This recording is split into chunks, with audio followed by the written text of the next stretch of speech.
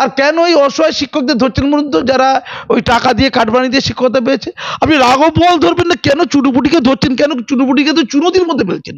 ওই অমৃতা সিং জি কাঁদবেন, আপনারা কাঁদতে থাকুন, আপনারা হাইকোর্টে বসে জাস্টিস সব কাঁদুন। আর অভিষেক বাবু, আপনি বিদেশে গিয়ে ট্রিটমেন্ট করুন, শরীরটাকে ভালো রাখুন, চোখটা ভালো রাখুন। আর ইডি সিবিআই, আপনারা আমাদের ট্যাক্সের পয়সা প্রতিফলিত হন তো, আমাদের ট্যাক্সের পয়সা তো, আপনারা ঘরে গিয়ে এই দুধ কলা খান, কলকাতার রসগোল্লা কিনে নিয়ে গিয়ে বাড়িতে চলে যান। শুনুন, আপনি অভিষেক বাবু সম্পর্কে এত কথা বলবেন না, বেচারি অত্যন্ত গরিব মানুষ, তার ব্যাংক অ্যাকাউন্ট নেই। ইডি বলছে ব্যাংক অ্যাকাউন্ট নেই। আপনি এই জায়গাটা আগে আসুন। পৃথিবীর ইতিহাসে কোনোদিন ঘটেছে? ভারতে তো ঘটেইনি, আমি জানি, ভারতটা আমি বলতে পারবো, পৃথিবীটা বলতে পারবো না, সেটা আপনি জানবেন আর অন্য কেউ বলতে পারবে, দিদি বলতে পারবে। কিন্তু এটা যে একজন সাংসদ খেতে পায় না, একজন সাংসদ সে খেতে পাচ্ছে না, তার বউ বাচ্চাকে খাওয়াতে পারবে না, কারণ কি? তার সমস্ত প্রপার্টি নাকি ক্রোক করা হচ্ছে, বাজেয়াপ্ত করা হচ্ছে, করছে না? তার মধ্যে লিপস অ্যান্ড বাউন্স আছে। তো লিপস অ্যান্ড বাউন্সে মোট ওই প্রাইমারিতে দুর্নীতিতে, প্রাইমারি শিক্ষক নিয়োগের দুর্নীতিতে 148 কোটি টাকা ইডি বাজেয়াপ্ত করেছে। তার মধ্যে 7,60,00,000 টাকা লিপস অ্যান্ড বাউন্সের প্রপার্টিতে গেছে, কিনতে গেছে। আর তখন নেতা কে ছিলেন, দায়িত্বে কে ছিলেন, মালিক কে ছিলেন? ওই অভিষেক বাবু ছিলেন। এটা কে বলছে? আমি বলিনি বাবা, এটা ওই লিপস অ্যান্ড বাউন্সের তখন মাথা ছিলেন, নেতা ছিলেন ওই কালীঘাটের কাকু, আপনার বন্ধু হয়তো, কালীঘাটের কাকুর কাছে আপনি গিয়েছিলেন, খুব ভালোবাসে আপনার কালীঘাটের বাবু। তো তিনি বলেছিলেন আমার সাহেবকে ছোঁয়া যাবে না, তো সাহেবকে তো কেউ ছুটছে না, এটা তো ঠিকই বলেছেন উনি। তারপর ওনার কণ্ঠস্বর পরীক্ষা হয়ে গেল, তাতে প্রমাণ হয়ে গেল যে ওনার কণ্ঠস্বরটা যেটা বাইরে গেছে সেই কণ্ঠস্বর একই কণ্ঠস্বর, প্রুভ হয়ে গেল।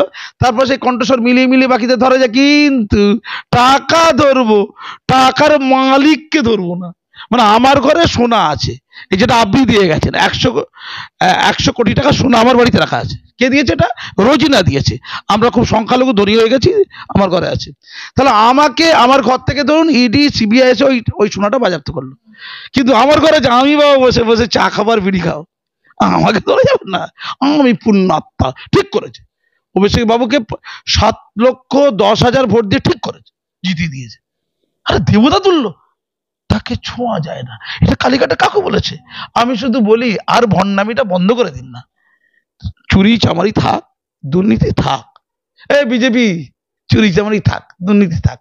আমি মাথাভাঙা 1-এর জন্য 4 কোটি টাকা এবং মাথাভাঙা 2 ব্লকের জন্য 10 কোটি টাকা বরাদ্দর ব্যবস্থা করে এসেছি।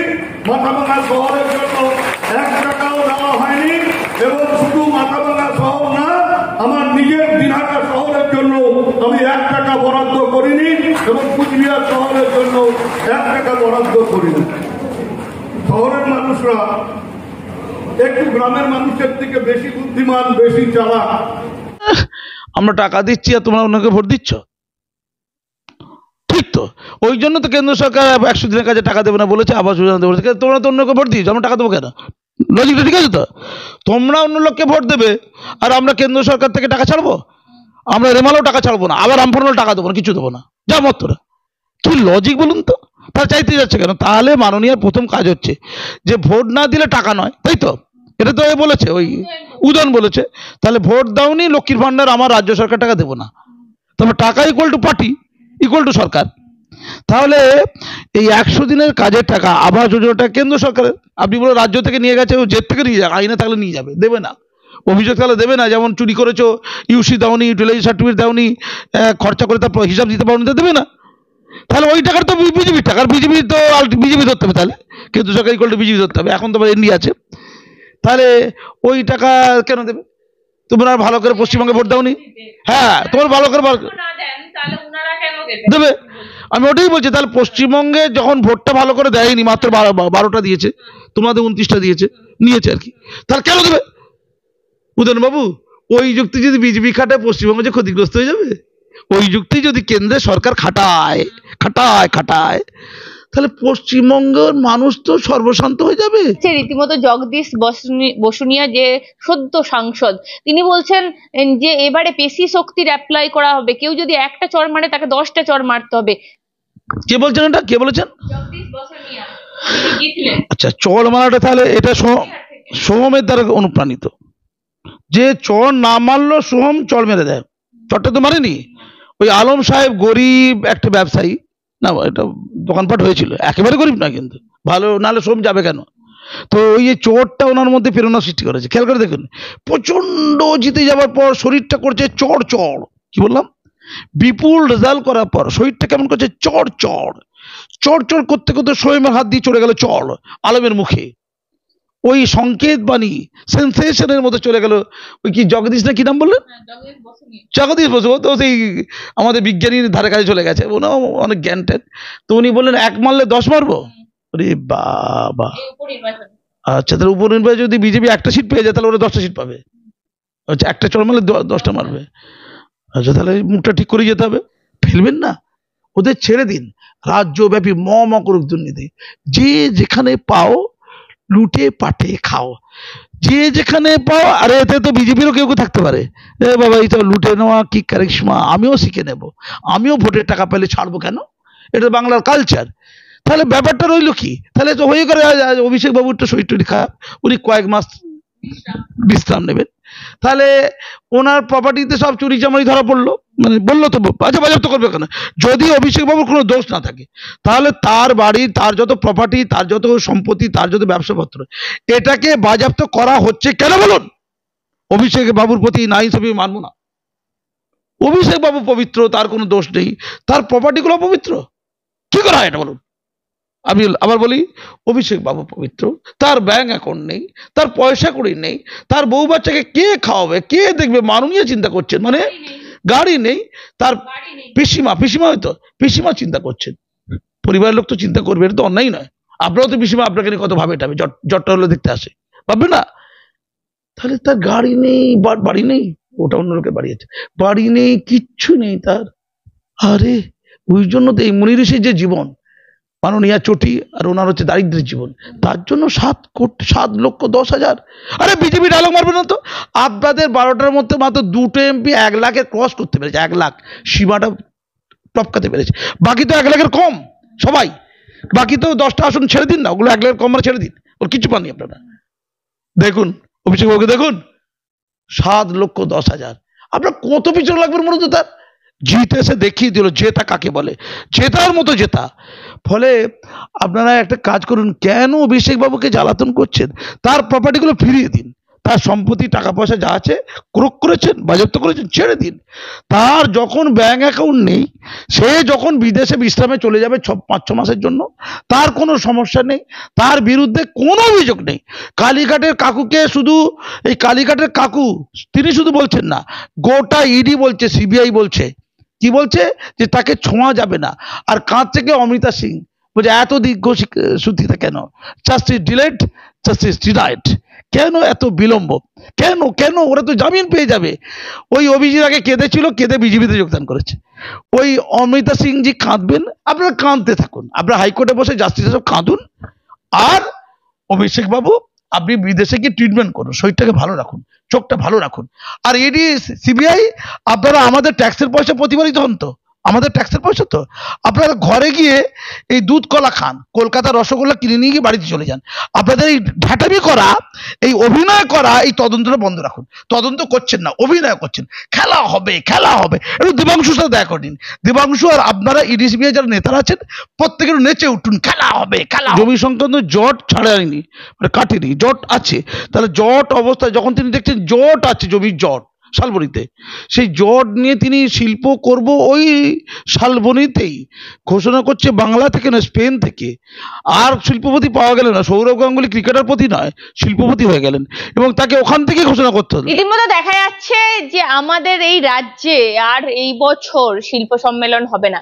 কেন এত শিল্প সম্মেলন তো হলো, মুখ্যমন্ত্রী ভাবছেন হয়তো যে মানুষকে আর বোঝানো যাবে না, শিল্প সম্মেলন, শিল্প আসছে, ঠিক বোঝানোর যখন দরকার হবে বোঝাবো, 26-এর আগে তো নির্বাচন, ঠিক সেই সময় ওই বছর নিশ্চয়ই হবে শিল্প সম্মেলন, হবে তো, বিজনেসম্যানরা আসবেন। আর বিজনেসম্যানরা কেন আসতে চাইছে না বলুন তো, রোজ রোজ এই গল্প, গাঁজাখড়ি, ঠাকুমার ঝুলির গল্প কারোর হয়তো শুনতে ভালো লাগছে না। মুখ্যমন্ত্রী বলছেন শিল্প বান্ধব পরিবেশ এখানে আছে, মুখ্যমন্ত্রী বলছেন কাউকে রেয়াত করা হবে না যদি শিল্পের ক্ষেত্রে বাধা হয়ে দাঁড়ায়, মুখ্যমন্ত্রী বলছেন যে এখানে নাকি ল্যান্ড ব্যাংক পলিসি রয়েছে, তাহলে কেন সৌরভ গাঙ্গুলি, তাহলে কেন সৌরভ গাঙ্গুলিকে শালবনী জমি না পেয়ে তাকে গড়বেতায় যেতে হলো? আমার সঙ্গে রয়েছেন শিক্ষাবিদ কাজী মাসুম আক্তার, পদ্মশ্রীপ্রাপ্ত। কথা বলছি কেন শিল্প বান্ধব পরিস্থিতি যদি এখানে থেকে থাকে, যদি ল্যান্ড ব্যাংক পলিসি যদি থেকে থাকে, তাহলে সৌরভ গাঙ্গুলিকে কেন গড়বেতায় যেতে হলো? সৌরভ গাঙ্গুলি শিল্পপতি না? হ্যাঁ, অনেক হয়ে গেল ক্ষতি। স্পেন থেকে যে অমিত বাণী দিয়েছিল, বাংলায় ওই অমিত বাণী দেওয়া যায় না, স্পেন থেকে দেওয়া যায়। তারপরে তো আমি তো ভাবছি শালবনী তো হয়ে গেছে, আমি তো ভাবছিলাম ওখানকার ইস্পাতের জিনিসপত্র, স্টিলের জিনিসপত্র আমি কিনবো বাড়িটাই করতে কাজে লাগে। তো সৌরভ গাঙ্গুলি বিশ্বস্ত প্রতিষ্ঠান, সেটা অ্যাড দেয় যে আমি বলছি বিশ্বস্ত, কিনবো। সেটা আবার কি গড়বেতে চলে গেল? আচ্ছা, গড়বেতে জমি টমি পেয়েছে, মানে এইটা নাহলে জমি গন্ডগোল হয়েছে একটু শুনলাম। তা জমির গন্ডগোল থাকা সত্ত্বেও তিনি ঘোষণা করেন কি করে? না না না না, বুঝতে পারছি না। ধরুন জমির গন্ডগোল তখন ছিল যখন ঘোষণা করছিল স্পেনে, তখন জমি সংক্রান্ত জট ছাড়েনি, মানে কাটেনি, জট আছে। তাহলে জট অবস্থায় যখন তিনি দেখছেন জট আছে, জমির জট শালবনীতে, সেই জট নিয়ে তিনি শিল্প করব ওই শালবনীতেই ঘোষণা করছে, বাংলা থেকে না স্পেন থেকে। আর শিল্পপতি পাওয়া গেল না, সৌরভ গাঙ্গুলি ক্রিকেটার প্রতি নয়, শিল্পপতি হয়ে গেলেন, এবং তাকে ওখান থেকে ঘোষণা করতে হলো কাঁধ ঝাঁকে, একটু ইংরাজি ভাষায়, ওই স্প্যানিশ ভাষা নয়, ইংরাজি ভাষা ঘোষণা করতে হলো। স্পেনের লোক বুঝতে পারেনি অবশ্য, ওরা ইংরাজিটা খুব ভালো বোঝে না। তো তাহলে জট অবস্থানে ঘোষণা করলেন কেন? ধরুন আপনার কোনো কিছু জট আছে, গন্ডগোল আছে, আপনি কি সেটা কনফার্ম বলবেন? কনফার্ম বলবেন না। কিন্তু সৌরভ গাঙ্গুলি উনি আসলে অনেক মহারাজ মানুষ, তো উনি কনফার্ম করে দিলেন। আচ্ছা সৌরভ বাবু, তাহলে এখন কি হবে? আপনার মুখ রক্ষা হবে?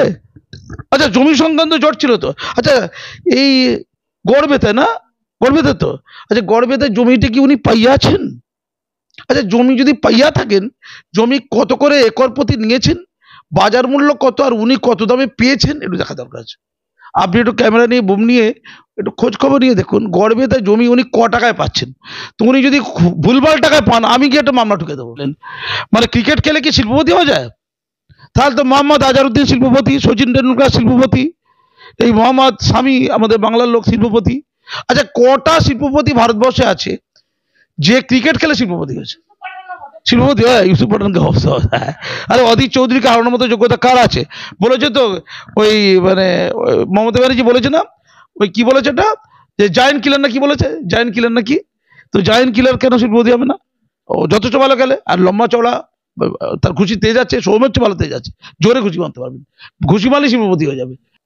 বাড়তি টাকা জোর জবরদস্তি করে নেওয়া হয়েছে, বেআইনিভাবে নেওয়া হয়েছে। ক্ষতিপূরণ যেগুলো দেওয়ার কথা দেয়নি। প্রত্যেকটা ফ্ল্যাট ওনার 3 থেকে 4 লক্ষ টাকা ক্লেম করেছে থ্রু দ্য প্রপার চ্যানেল। সেই মর্মে কোর্টে নির্দেশ রয়েছে, সেই মর্মে সুযোগ তাদের দেওয়া হয়েছে, তাদের যেটা চাহিদা যেন সেটা এই 3 জুলাইয়ের মধ্যে জমা দেওয়া হয়, 2024 3 জুলাই। আমিও আবেদন করছি, সৌরভ বাবু আপনার সেই বিশ্বস্ত প্রতিষ্ঠান তিনি দেউলিয়া হয়ে গেছেন। হ্যাঁ দেউলিয়া, হ্যাঁ কলকাতা রিভার সাইড। আপনি যাকে বিশ্বস্ত বলেছেন, বলুন কেন বিশ্বস্ত বলেছিলেন? আপনি বলেছিলেন তো বিশ্বস্ত প্রতিষ্ঠান করতে পারে। আপনি বলুন তো, এমন অ্যাডভার্টাইজমেন্ট করার জন্য যদি আইনের শাস্তি না থাকে, আইনের শাস্তি দেওয়ার ব্যবস্থা হোক। আইনে যদি শাস্তির বিধান না থাকে, শাস্তি দেওয়ার বন্দোবস্ত হোক। নাহলে নারদা সারদা রোজভ্যালিতে তো ওই কথাই হয়েছিল। কিছু কিছু নেতামন্ত্রী বলেছিল আপনার সারদার টাকার কোনো আমি গ্যারান্টি বলেছিল তো। আপনি বুঝুন, তাহলে টাকা পয়সা উনি করতে পারছেন। আমি শিল্পপতি হওয়ার ব্যাকগ্রাউন্ডটা বলছি। এইভাবে যদি আমি ভাবলাম আইনে নেই, আইনে শাস্তি দেওয়া যাবে না, যদিও হাইল্যান্ড গ্রিনের কয়েকশো লোক মহেশতলা থানায় ওনার বিরুদ্ধে লিখিত অভিযোগ করেছে, যে অভিযোগের কপি আমার কাছে আছে।